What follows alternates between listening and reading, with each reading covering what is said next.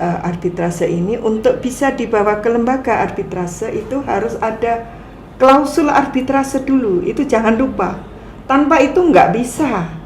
Sebaliknya, kalau sudah ada klausul arbitrase atau perjanjian arbitrase, kemudian diajukan ke pengadilan, ini juga menurut ketentuan Undang-Undang Arbitrase, khususnya pasal 3, Jungto pasal 11, pengadilan bukan kewenangan pengadilan lagi. Bahkan hakim di pengadilan tersebut wajib menolak untuk mengadili perkara tersebut. Welcome to Diksi, diskusi bawa inspirasi.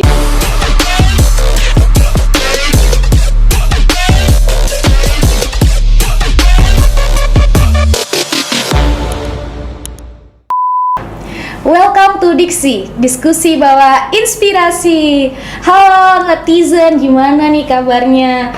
Nah, kembali lagi nih sama aku Helena. Kita mau berbincang terkait hal yang paling menarik ya di dunia hukum khususnya. Nah, baru-baru ini kan banyak sekali permasalahan dan juga berkembangnya permasalahan di dunia bisnis ya khususnya. Mungkin teman-teman penasaran kah? Apakah semua permasalahan di dunia bisnis tuh bisa selesai di dunia litigasi aja ataupun bisa nih diselesaikan di non litigasi? Nah, kita langsung saja dengan narasumber kita yang luar biasa. Beliau merupakan satu-satunya guru besar kepailitan di Indonesia juga ya, khususnya di Fakultas Hukum. Ini merupakan suatu kebanggaan, yaitu Profesor Rahayu Hartini. Gimana Prof kabarnya? Alhamdulillah, baik untuk hari ini paling tidak. Iya, oke. Prof bisa perkenalkan diri Prof? Baik, baik, terima kasih Mbak Helena ya. Ini mungkin saya pertama kali diundang di Diksi ini ya, di kampus sendiri sebenarnya. Baik, saya Rahayu Hartini. Kalau ditambah gelar panjangnya ya lumayan sih. Profesor Dr. Rahayu Hartini, SH, MSI, MHum. Kebetulan saya lulusan dari S1-nya Fakultas Hukum Gadjah Mada angkatan tahun 82. Kemudian S2 kebetulan juga 2 kali dan dari kampus kita sendiri UMM. Ya, dan berikutnya untuk program doktor atau S3 saya dari UNER. Masya Allah. Untuk program doktor ilmu hukum ya. Dan kebetulan saya sebagai dosen di Fakultas Hukum UMM ini sejak tahun 90, sehingga mungkin kalau sekarang dihitung baru 34 tahun ya. Seperti itu. Masya Allah, udah lama ya Prof ya, ternyata bergulir di bidang akademik ya Prof ya. Prof, kalau kita berbicara terkait arbiter ini Prof, arbiter itu apa sih Prof? Iya, baik teman-teman semuanya, para pendengar setia Diksi UMM. Kebetulan saya gabung sebagai arbiter Bani ini tahun 2022. Arbiter adalah profesi yang menurut saya sebuah profesi yang sangat menantang. Kenapa saya katakan menantang? Karena di sini dibutuhkan suatu keahlian ya. Dan seorang profesi arbiter itu wajib punya keahlian di bidangnya minimal 15 tahun. Iya. Artinya tidak setiap orang meskipun mungkin pangkatnya tinggi atau jabatannya tinggi atau mungkin sudah lulus doktor tidak bisa otomatis menjadi seorang arbiter.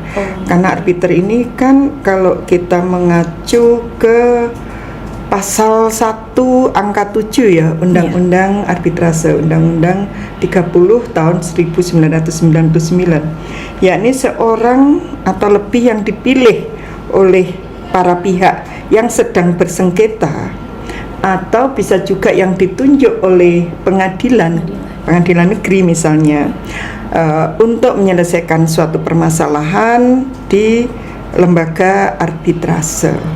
Seperti itu. Oke, berarti dari arbiter itu sendiri ada lembaganya sendiri, yaitu Bani itu tadi ya Prof ya? Salah satunya Bani kalau di Indonesia. Salah satunya Bani. Berarti kira-kira ada berapa lembaga Prof untuk yang di arbiter itu sendiri? Mulai ada banyak lembaga ya. Paling tidak ada Bani, Badan Arbitrase Nasional Indonesia. Kemudian ada dulu Bamui, Iya. sekarang menjadi Basarnas. Oh. Yang terakhir kayaknya berdiri ini terkait dengan arbitrase di bidang olahraga, kayaknya juga ada itu. Oh, berarti ada Seperti bidang itu. baru ya, Prof ya, bidang Ada. olahraga. Oke. Prof. Ada mungkin satu lagi juga kalau di Indonesia yang sudah agak lama yang terkait dengan penyelesaian sengketa haki. Oh, penyelesaian sengketa haki, Itu ya, juga ya. ada Arbiternya khusus ya. Ya, lembaga arbitrase seperti itu. Kalau untuk proses step-stepnya Prof nih untuk menjadi arbiter itu seperti apa, Prof? Seperti Prof sekarang nih gitu. Ya. Kalau ditanya proses atau step-step ini sebenarnya saya agak begini maksud saya. Tidak ada aturan khusus untuk menjadi seorang arbiter tentang step-step itu. Oh, oke.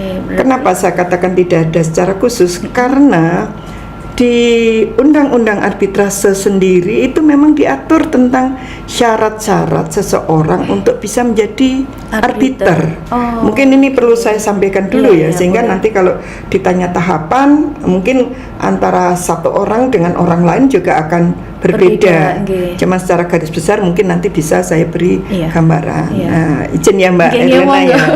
Untuk ini di pasal 12 ya Undang-Undang 30 tahun 99 syarat untuk menjadi seorang arbiter itu ayat 1A yakni cakap melakukan tindakan hukum. Nah, siapapun yang cakap melakukan tindakan hukum maka bisa menjadi arbiter. Apa hanya itu? Enggak, ada satu lagi, ada syarat berikutnya.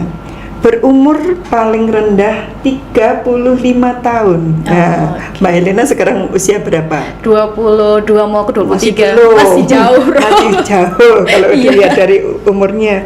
Apa hanya itu? Enggak, ada lagi tambahan yang lain. Tidak mempunyai hubungan keluarga sedarah atau semenda atau sampai dengan derajat kedua dengan salah satu pihak yang sedang bersengketa. Nah, perlu diketahui para audien ya, kalian semua ya, bahwa penyelesaian sengketa di lembaga arbitrase ini kan termasuk yang non litigasi. Artinya di luar pengadilan kan seperti itu. Karena di luar pengadilan ini kan pihak-pihak yang bersengketa ini siapa saja boleh ketika memang nanti ada syaratnya juga untuk bisa ke lembaga arbitrase itu. Baik, masih ada satu lagi yang ini masih menjadi ada, Prof. sangat penting ya. Ya. Sebelum yang sangat penting bahwa tidak mempunyai kepentingan finansial ataupun kepentingan lain atas putusan arbitrase itu, karena nanti sifatnya ini rahasia nanti. Iya. Nah, ini yang tidak kalah pentingnya, Iya. yang ingin saya share kepada khususnya adik-adik mahasiswa dan Iya. mungkin juga rekan-rekan sejawat, Iya, betul. bahwa memiliki pengetahuan serta menguasai secara aktif di bidangnya paling sedikit 15 tahun. Nah, ini yang Masya Allah, tadi iya. di awal saya katakan, Iya. ini loh syarat yang Utamanya. yang harus diketahui. Jadi kalau tadi bisa nggak Prof seseorang itu menjadi arbiter, tahapannya seperti apa? Iya. Kalau ngomong tahapan mungkin orang akan ada nggak ya pendaftaran untuk menjadi Arbiter arbiter, gitu. kapan, di mana kan gitu Iya, kira-kira. Nah, hal itu juga ada satu lagi yang harus digarisbawahi, hakim, jaksa, kemudian pejabat peradilan lainnya bisa nggak menjadi arbiter? Tidak bisa, tidak bisa. Tapi kalau mantan jaksa, gitu. mantan hakim, artinya sudah selesai tugasnya, tugasnya. terkait dengan tugas kedinasannya untuk bisa menjadi arbiter itu boleh, bisa, gitu. Itu kalau tentang persyaratan. Tadi kan yang ditanya tahapan ya. Iya, Nah, tahapannya, stepnya. ini ketika tahapan ini saya harus merenung juga. Iya. Apakah ada untuk bisa menjadi seorang arbiter? Iya. Tahapannya kayak apa? Iya. Mungkin pertanyaan yang paling awal harus punya gelar apa? Iya. Pendidikannya Track apa recordnya, dulu iya. kan gitu ya. Nah, itu teman-teman ini penasaran, Prof. Iya, Mungkin iya. bisa bagi tipsnya nih, Prof. Iya. Jadi begini, untuk bisa menjadi seorang arbiter tadi kan syaratnya menurut Iya. undang-undang di pasal 12 seperti Iya. itu. Nah, kemudian kalau dijabarkan bagaimana untuk bisa menjadi seorang arbiter tahapannya, perlu mendaftar atau tidak? Kemudian harus pendidikannya apa, Iya, betul. gelarnya apa gitu. Nah, ini kalau kebetulan kita di bidang hukum, apakah harus selalu lulusan sarjana hukum? ya? Tidak. Oke. Tidak harus selalu lulusan sarjana hukum. Tadi ketika melihat ini kan nggak ada harus gelarnya ini, harus S1, S2, S3, nggak ada ketentuan itu. Tetapi jika ingin menjadi seorang arbiter yang baik, maka pendidikan menjadi penting. Nah, betul. gitu. Artinya punya gelar, entah gelarnya tidak harus SH. Oh, tidak harus SH. Tidak harus SH. Oke. Boleh sarjana hukum, boleh sarjana ekonomi, sarjana teknik boleh, sangat boleh. Misalnya, kenapa harus sarjana teknik? Iya, misalnya. gitu. Kalau ini sengketanya di bidang konstruksi, betul. jalan raya, jalan tol, Beliau misalnya. yang profesinya Profesinya berarti terkait dengan teknik. betul. Apa boleh dibawa ke lembaga arbitrase? Jika ada klausul arbitrase di dalam kontrak bisnisnya, tentu boleh. Nah, seperti itu. Artinya kira-kira tentang pendidikan itu memang menjadi penting, tapi bukan syarat utama dan satu-satunya. Kira-kira seperti itu. Oke, jadi ini tipsnya buat teman-teman yang lainnya. Kita tidak harus jadi sarjana hukum, tapi kita harus tahu juga perkaranya seperti apa, penanganannya, penyelesaiannya ya, Prof. Ya. Jadi kan ada syarat juga kan 15 tahun lah minimal kita terjun di bidangnya gitu. Nah, Prof, perbedaan dari arbiter dengan mediator itu apa sih, Prof? Nah, ini juga mungkin nanti kalau lebih lanjut ke mahasiswa itu sebenarnya yang paling mungkin menjadi arbiter ataukah menjadi mediator kan begitu. Ya, kalau arbiter ini memang dia adalah profesi yang menyelesaikan sengketa. Kalau di Undang-Undang Arbitrase itu sebenarnya lebih diarahkan kepada sengketa di bidang komersial. Di bidang dagang. Meskipun dalam perkembangannya juga bisa olahraga ya tadi contoh. Olahraga pun bisa, artinya seperti itu. Tapi kayaknya kalau yang di BANI selama ini yang saya tahu itu memang lebih banyak kepada kasus atau sengketa di bidang kontrak-kontrak bisnis seperti itu ya. Nah, kalau arbitrase ini arbiter wenang untuk memutus perkara atau kasus tersebut dan putusannya adalah mengikat para pihak yang bersengketa. Putusannya juga bersifat final and binding. Final berarti ya udah itu terakhir, nggak ada upaya hukum lagi yang lain. Nah, kalau mediator berarti pihak ketiga yang tugasnya memfasilitasi. Karena mediator ini kan sebenarnya begini, saya boleh uraikan dulu ya. Di dalam Undang-Undang Arbitrase itu sebenarnya yang diatur itu Undang-Undang 30 tahun 1999 itu ada 4 hal.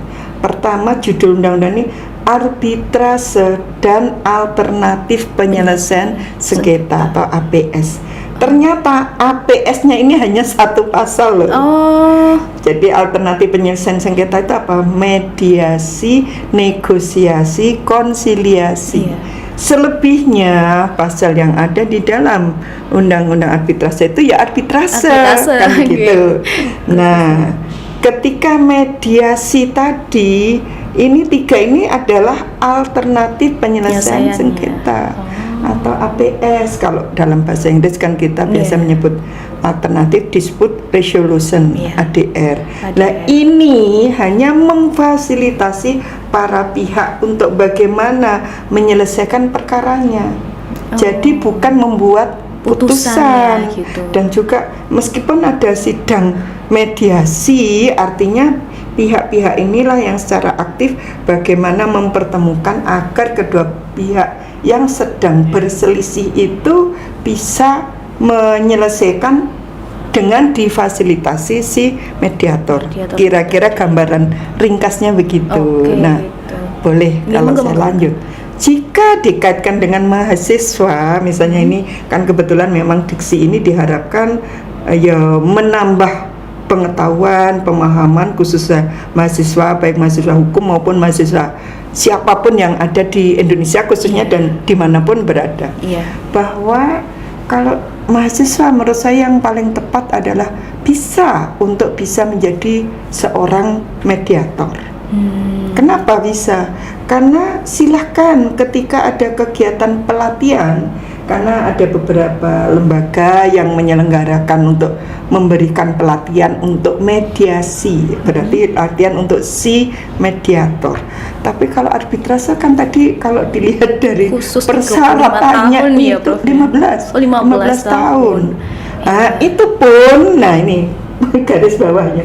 Apakah ada pendaftaran Prof untuk daftar sebagai misalnya arbiter bani? Enggak ada. Jadi direkom itu. Oh, direkomendasikan ya, Prof, ya? Direkomendasikan. Jadi setahu saya bani nggak pernah membuka pendaftaran untuk arbiter bani misalnya. Misalnya seperti itu nggak ada. Tidak ada.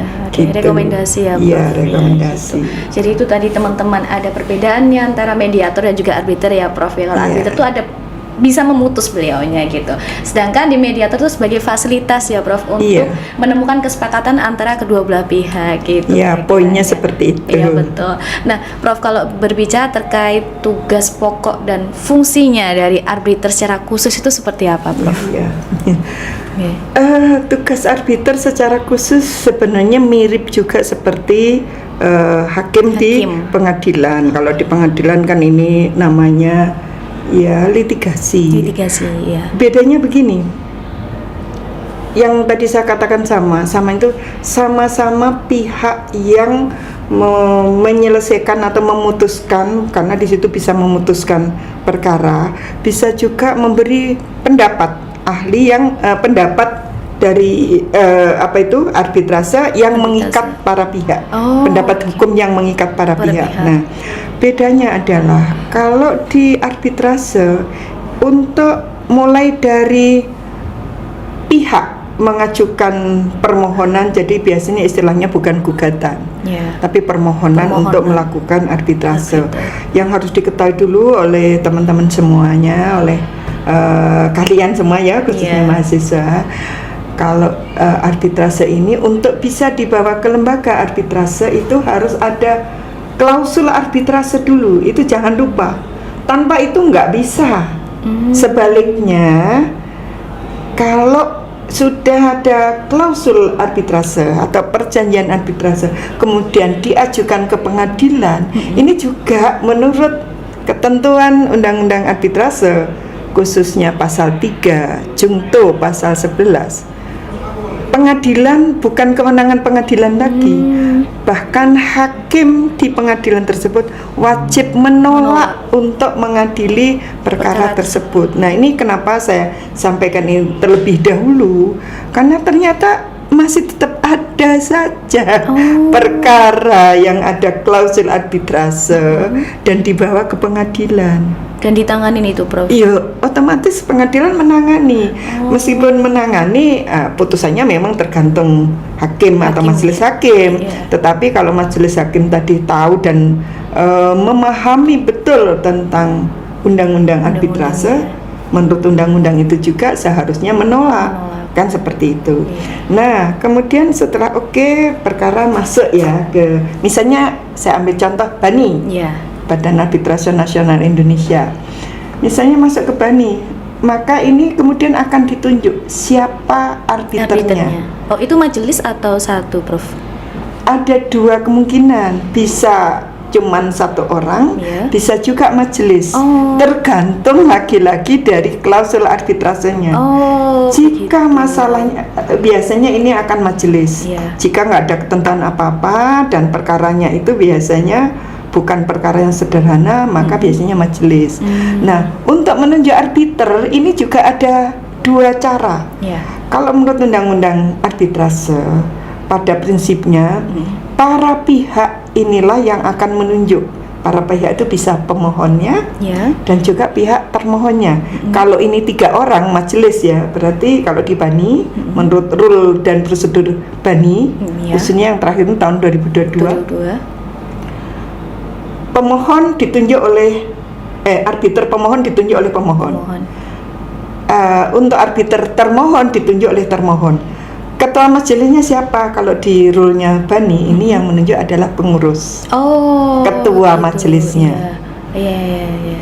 Tapi jika si pemohon atau termohon nggak menunjuk atau nggak meminta siapa arbiternya, maka yang akan menunjuk adalah pengurus BANI. Baninya. Nah, ini dalam praktek sekaligus saya beritahukan Iya, seperti iya. itu. Ini tadi kan tentang apa sih perbedaannya. Iya. Berarti penyelesaiannya di mana? Lembaga arbitrase. Yang dipakai apa?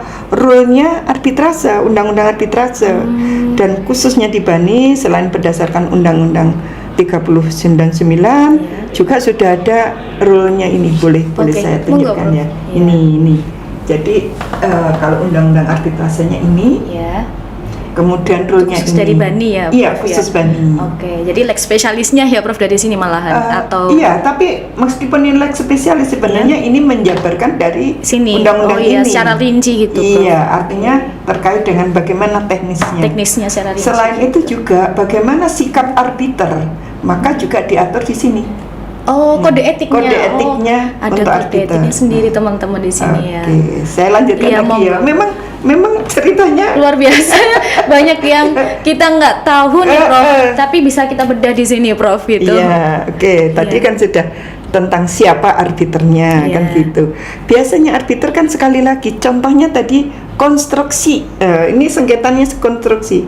Misalnya tadi pemohon ataupun termohon nggak memilih, maka pengurus pun tidak hanya asal menunjuk si arbiter itu.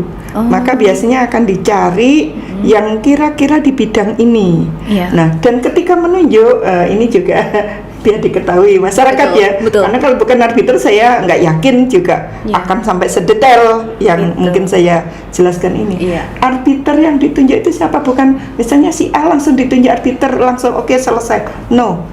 Tapi disampaikan dulu ini ada perkara ini, silahkan saudara jika bersedia maka disampaikan secara formal juga. Iya. Jika tidak bersedia juga disampaikan. Kalau tidak bersedia kenapa alasannya? Alasannya, Jadi harus. iya. Jadi juga bukan langsung tunjuk si A si B, tidak seperti itu. Oke, ketika sudah ada itu barulah proses menunjukkan SK. Iya. Itu prosedurnya. Bagaimana pelaksanaannya? Berarti ikutin rule-nya BANI dan mengacu kepada undang-undang Undang-undang arbitrase. arbiter. Apa salah satu yang paling membedakan dengan ini kan non litigasi Iya, dengan litigasi. di pengadilan Iya. Pada negeri umumnya, misalnya atau iya. yang litigasi. Kalau di BANI tidak kaku. Oh, oke. Kalau Jadi, di fleksibel ya. Iya fleksibel. Tapi kalau di pengadilan kan yang ngikutin hukum acara, misalnya perdatanya, pidananya dan seterusnya. Tapi kalau arbitrase ini kan bukan pidana, Iya, tapi perkara perdata. Oke, setelah itu apalagi yang ingat putusan BANI ini adalah bersifat final and binding. Apa maksudnya final? Tidak ada upaya Upaya hukum bandingnya. lain lagi. Nah ini yang membedakan dengan putusan yang litigasi. Iya, di pengadilan pada umumnya. Kalau di litigasi kayaknya misalnya contohnya untuk pengadilan niaga ya. Niaga juga inget-inget nggak ada banding loh. Iya, Niaga itu yang betul. ada memang ada upaya hukum tapi apa? Langsung kasasi. Iya. Bisa juga PK. Tapi kalau untuk di pengadilan negeri, nah ini memang upaya hukumnya mulai dari banding, Iya. berarti di pengadilan tinggi, Iya. kemudian kasasi, kemudian PK yang khusus kan gitu. Iya. Terus bagaimana sifat putusannya? Nah ini Iya. juga harus diketahui. Iya. Putusan di pengadilan umum, pengadilan negeri dan yang lainnya sifatnya adalah terbuka untuk umum. Ya. Artinya mau nulis apapun siapa para pihak dan seterusnya, that open. Iya. Bakal dilihat sama publik juga ya, Prof. Iya, bisa Iya. diumumkan, ditulis besar-besar di media Iya. cetak. Justru itu yang ditunggu. Iya. Tapi untuk putusan arbitrase sifat persidangannya adalah tertutup. Artinya persidangan di arbitrase itu hanya khusus untuk para pihak tadi. dan arbiternya. Oke. Gitu saja. Nggak boleh dilihat juga. Makanya mungkin ini nanti yang khususnya untuk adik-adik mahasiswa ya, Iya, betul. biar bisa menjadi perhatian. Kalau mencari putusan arbitrase mungkin nggak akan dapat Iya, betul, Prof. banyak, nggak bisa. Banyak yang kecuali tanya itu. jika putusan arbitrase tadi mau dibatalkan, diajukan di Pengadilan Negeri Jakarta Pusat. Nah, karena ke pengadilan, ya wartawan kan ya mesti mencari tahu kan begitu. Nah, itu kira-kira yang menjadi bocor gitu ya. Tapi kalau di arbitrasenya nggak bisa. Itu. Jadi ini maaf ya, pengalaman Bunda dulu juga. Saya dulu saya pengen tahu banget tentang arbitrase bla bla bla. Gimana caranya mencari tahu? Bahkan suatu saat ada seminar di Palembang ketika itu 2015. Saya juga sebagai narasumber, dan kemudian dari BANI Jakarta, BANI Arbitration Center. Waktu itu mestinya yang diundang ketuanya Pak Prof. Husein Umar, beliau nggak bisa hadir, dan yang hadir sekjennya Bu Dr. Wenda. Saya sempat tanyakan, nggak bisa juga saya dapat jawabannya. Padahal saya sebagai waktu itu dosen saja, belum arbiter ya. Wah, ini gimana ya caranya? Kan kita sebagai mahasiswa, sebagai dosen kan ingin tahu banyak tentang itu kan gitu. Nah, itu mungkin ini kenapa saya ulang dan saya garis bawahi. Nah, berarti ya pinter-pinternya kalian nanti kalau mau meneliti kasus tertentu yang terkait dengan arbitrase. Artinya ya kalaupun toh itu bisa diperoleh putusannya, misalnya nggak tahu dari sisi mana, saya nggak tahu, tapi artinya memang harus nggak ada keterbukaan, maka harus di close tentang siapa nama atau identitas para pihak itu. Kira-kira sifatnya seperti rahasia itu. Ya, Prof. Iya, itu penting untuk kita semuanya. Betul, karena kita banyak yang belum tahu nih Prof, apakah nih putusan arbitrase, kemarin kan teman-teman juga praktik tapi bingung nih putusannya seperti apa gitu. Jadi serahasia itu ya arbitrase itu. Nah Prof, kalau misalkan kita sebagai arbiter nih Prof, boleh nggak sih Prof menjalankan profesi yang lain juga gitu? Oh, boleh banget, nggak ada larangan. Artinya begini, contohnya Ibu sekarang ya, Bunda ini sebagai dosen. Saya tetap sebagai dosen, tapi juga sekaligus sebagai arbiter. Nah, cuman bagaimana caranya agar dua tugas, sebenarnya tugas pokok saya yang utama kan dosen, akademisi. Tapi arbiter karena saya sudah kebetulan saya sudah punya SK sebagai arbiter dari BANI. Tahun 2022 ya, insya Allah saya 2021 atau 22 saya lupa, antara 21 atau 22 sebagai arbiter, maka saya tetap bisa menjalankan tugas dan fungsi saya. Pertama sebagai dosen, artinya tugas dan kewajiban saya mengajar tidak saya abaikan, saya tetap harus menjalankan. Dan sebagai arbiter saya juga bisa. Apa yang harus saya lakukan sekarang? Salah satu sifat atau tugas sebagai arbiter itu adalah harus komitmen terhadap tugas dan tanggung jawabnya, dan harus pegang kode etik tadi. Nah, teman-teman ya, jadi catatan penting ya, Bro. Sama lah misalnya, apa boleh advokat jadi arbiter? Boleh. Boleh. Meskipun juga kebetulan di beberapa tahun terakhir ini di BANI itu ada beberapa teman yang profesi sebelumnya itu adalah advokat. Nah, kayak apa menjalankannya? Tidak boleh ada konflik of interest atas tugasnya. Kayak apa misalnya kalau itu advokat jadi arbiter. Maka pada saat seorang advokat tadi menjalankan profesi arbiternya, dia tidak boleh menjalankan profesi advokatnya untuk case tersebut. Artinya yang dipakai ada rule dan kode etiknya arbiternya. Berarti misalnya maaf, ini Mbak Herlena misalnya ya punya lembaga kantor advokatnya Herlena misalnya, Herlena Partners, ada kasus tentang kontrak bisnis. Kebetulan di situ ada klausul arbitrase, padahal Mbak Herlena juga menjadi arbiternya. Bisa nggak menangani ini? Kalau mau jadi arbiter berarti lepaskan. Dan kalau ini di kantor Anda, mestinya nggak boleh. Menurut saya sebenarnya di sini sangat ini ya. Mungkin kalau saya pribadi kurang sepakat sebenarnya, khususnya ketika itu profesi advokat dan menangani case di kantornya sendiri. Kalau kantor orang lain itu possible. Tapi kantor sendiri ini jelas ada konflik of interest, Interestnya, iya, maka betul. dia nggak bisa di kantornya sendiri. Meskipun tadi meletakkan posisinya sebagai kuasa hukumnya. Iya. Mungkin kalau masih di kantor lain, kemudian diminta sebagai arbiternya, menurut saya itu mungkin. Masih bisa, Nah, ya, itu Prof, ya. artinya yang betul-betul harus dilihat di sini adalah tidak ada konflik of Interestnya, interest, kemudian juga biasanya terkait dengan kalau tadi ahli di bidangnya sudah otomatis kan Iya. begitu. Kemudian hal yang lain juga tentang terkait dengan kode etik itu harus betul-betul dipegang karena ini sifatnya final and binding. Betul. Karena ada kekhawatiran gini ya, misalnya mohon maaf jika itu kalau dosen mungkin agak berbeda ya, kan nggak ada kaitannya dengan sana. Iya. Tapi kalau ini advokat, menurut saya, advokat ini kan ladangnya lebih banyak di pengadilan. Iya. Oh. Kadang saya melihat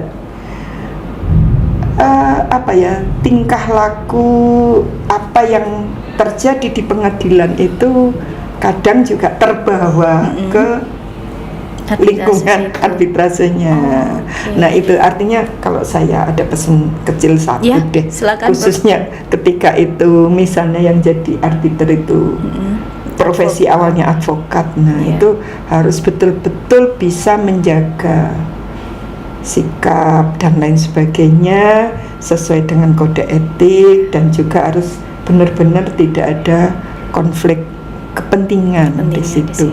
Karena untuk kepentingan kliennya misalnya kan ini kalau arbiter kan nggak boleh, ini klien saya harus tak menangkan karena bukan menang dan kalah di sini kan gitu, win-win solution kan. Iya. Itu kira-kira. Iya, berarti apapun profesinya kita harus berpegang teguh Iya, dengan kode betul, etik betul. kita masing-masing ya, Prof, Komitmennya, ya. kemudian bisa membagi waktu Waktunya. dengan baik. Enggak mudah memang ya jadi Iya. arbiter ini. Iya. Kalau untuk tantangan terbesar Iya, Prof selama itu. jadi arbiter gimana, Prof? Tantangannya menurut saya berarti harus selalu update keilmuan. Oke. Kenapa harus update keilmuan? Misalnya saya kebetulan profesi saya dosen, Iya. saya konsen di bidang hukum bisnis. Iya. Saya nggak ngerti tentang kebetulan tentang teknik, misalnya Iya. terkait dengan teknik. Sementara perkara yang harus saya selesaikan kebetulan menjadi majelis ini terkait dengan kebetulan kabel di bawah laut, penanaman kabel. oke. Waduh, saya harus belajar banyak hal, baik kalau secara hukumnya oke, insya Allah sudah sedikit banyak paham karena terkait dengan kontrak. Tapi ketika dalam prakteknya teknisnya itu harus seperti apa? Biasanya ini ketika menyelesaikan suatu case tertentu kan mengundang ahli Iya. untuk bidang itu. Nah, Iya. sedikit banyak kita harus Paham, belajar, ya, harus Prof. paham. Nah, sehingga kita memang harus selalu update keilmuan Keilmuannya. kita, pemahaman kita, harus punya wawasan yang luas dan Luas, harus ya. kritis, tapi juga ini bedanya juga ya. Arbiter itu kalau hakim kan mungkin lebih ke pasif ya. Iya. Kalau arbiter harus juga mampu mengarahkan juga. Oh, Nanti maka terhadap pertanyaan dan lain sebagainya ya kira-kira yang mengarah ke dalam bagaimana untuk bisa menyelesaikan kasus tersebut ya. oke. Artinya mungkin tidak sepasif kalau hakim Di pengadilan, untuk ya. perdata kan ya, Iya. di pengadilan misalnya kayak itu. Oke. Tapi yang pasti harus punya komitmen, bisa bagi waktu, Iya, betul. kemudian harus selalu update keilmuan, Iya. wawasan, dan ya berpandangan positif lah, kira-kira seperti itu. Nah, yang terakhir nih Prof, nggak kalah Iya. pentingnya pesan untuk calon sarjana hukum nih Prof, khususnya di Fakultas Hukum dan juga teman-teman pemirsa Diksi nih Prof. Iya. Apa sih pesan khusus dari Prof seorang arbiter gitu, dari seorang arbiter gitu? Mungkin gini ya, kalau untuk mahasiswa, khususnya mahasiswa hukum, tapi sebenarnya juga tidak hanya mahasiswa hukum ya, bisa siapa saja. Mungkin paling tidak kalau nanti punya keinginan atau cita-cita menjadi seorang arbiter, cita-cita kan boleh, belum tentu Iya, sekarang betul. ini, tapi bisa dimulai dengan sikap dan sifat atau pandangan yang positif, aktif, kreatif, dan coba deh mungkin bisa diawali dengan mencoba menjadi mediator. Oke. Untuk bisa menjadi mediator seperti apa? Coba ikuti pelatihan-pelatihan. Nah, sebelum ikuti pelatihan-pelatihan, kan dosen-dosen biasanya memberi kita, khususnya mahasiswa hukum, tugas-tugas terkait dengan analisis kasus. Iya. Nah, mulailah berpikiran di situ bagaimana untuk bisa menganalisis suatu kasus dengan kritis dan jelas dan Iya, tegas. iya. Punya pandangan sendiri itu bukan dilarang, boleh, tetapi untuk punya pandangan yang jelas yang bagus tentunya diikuti dengan pandangan yang luas, berarti menguasai permasalahan itu dengan baik. Itu. Dan untuk khususnya rekan-rekan, misalnya siapa, ibu bapak siapapun untuk menjadi arbiter, sangat mungkin, tetapi caranya adalah kuasailah bidang ilmu bapak ibu semuanya, khususnya misalnya hukum, bidang apapun itu, mau hukum ketatanegaraan mungkin kok, karena kadang juga berkaitan, hukum bisnisnya mungkin, hukum misalnya yang sarjana ekonomi, bidang ekonomi, kemudian sarjana teknik, bidang teknik, itu justru punya peluang yang besar. Dan kemudian memang orang yang suka tantangan menurut saya. Kalau saya ini termasuk orang yang Suka tantangan ya, Prof, ya. Kalau suka tantangan, dan juga saya pingin bagaimana untuk bisa membantu orang banyak dalam menyelesaikan suatu case, maka disitulah sebenarnya peluangnya sangat besar. Artinya kalau saya pribadi ya, paling tidak ketika saya menjadi arbiter ya meningkatkan kualitas pengetahuan dan pemahaman Bunda, sekaligus bagaimana untuk bisa membantu orang lain, ya itu ada rasa dalam tanda petik kepuasan pribadi. Oh, alhamdulillah orang yang dibantu bisa diselesaikan dan para pihak bisa menerima dengan nyaman. Oh ya, ada satu hal yang tadi lupa saya sampaikan. Perkara di Bani khususnya, ketika menyelesaikan perkara tadi, batas waktunya hanya 6 bulan. Sudah harus selesai. Sudah harus selesai. Ya. Jadi singkat ya, Iya, Prof, singkat. waktunya. Nah, Oke, itu tadi. kira-kira biayanya juga termasuk yang bisa dihitung sejak awal, lebih murah dibandingkan kalau itu ke pengadilan. Kira-kira begitu. Terima kasih ya, Prof, ya atas pesannya nih untuk teman-teman Diksi nih. Nah, ini Prof, ada question box dari teman-teman netizen nih. Kita lihat ya, Prof, ya.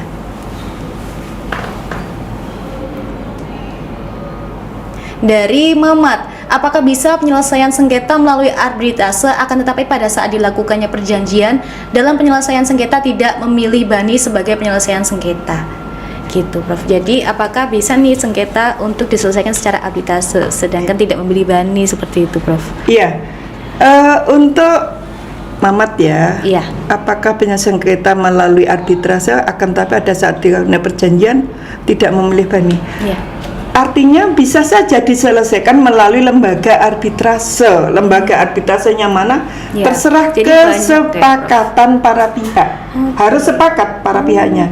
Oh ya, Mas Mamat mungkin bisa saya sampaikan lagi. Tolong yang diingat, kalau misalnya memang ada sengketa diperjanjikan di awal, maka klausul arbitrasenya itu biasanya menentukan mana. Tapi kalau nggak ditentukan di mananya, kembali lagi disepakati mau kemana, milih. Silahkan mau milih Bani, mau milih kalau ini internasional misalnya SIEK, Singapura misalnya saja boleh. Jadi tapi harus ada kesepakatan para pihak. Itu jika ditulis di awal.